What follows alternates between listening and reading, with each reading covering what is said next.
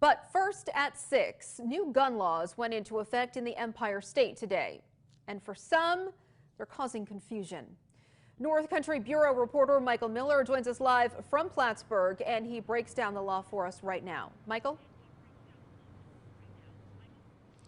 Lauren, the new gun law has caused some controversy, in particular for gun owners in the Adirondack Park. The new law means new restrictions on concealed carry permits. You'll need to pass a firearm safety course, 4 character references, a list of your social media accounts going back 3 years. Also, you'll need to disclose your spouse and any adults living in your house and have an in-person interview. Under the new law, gun owners in New York are not allowed to carry concealed weapons into sensitive locations. It's a long list of locations: libraries, churches, stadiums, and public parks.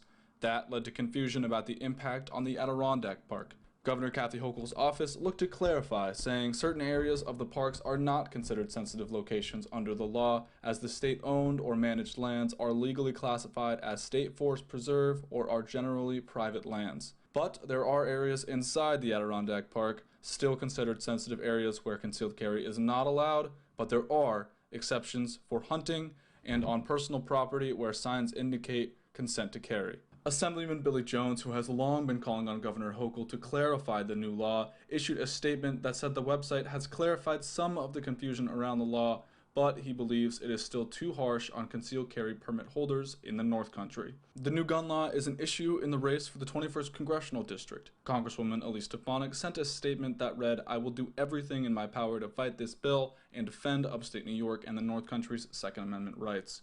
In response to Stefanik's statement, Democrat Matt Castelli sent a video statement to address her accusations.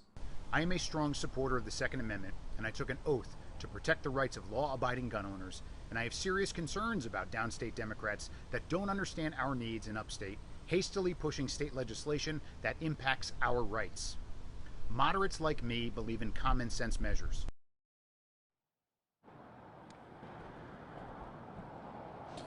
The state's new semi-automatic gun law goes into effect on September 4th. That raises the age to buy a semi-automatic weapon to 21, but anyone under the age of 21 that legally acquired their gun before September 4th is allowed to continue keeping it. Reporting in Plattsburgh, Michael Miller, Local 22 News.